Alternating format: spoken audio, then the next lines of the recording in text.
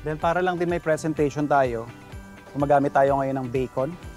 Siya yung parang pinaka magiging cover nung ating terrine na kung galanti naman ito, kunyari imbis na chicken skin, ito yung para magiging presentation side natin.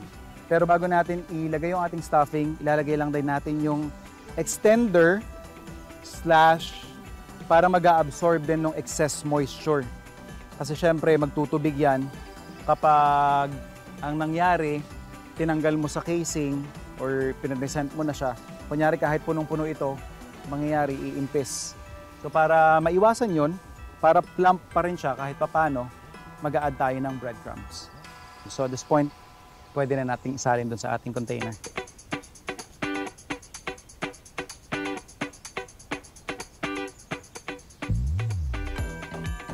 So na-stuff na natin yung ating meat mixture doon sa ating loaf pan.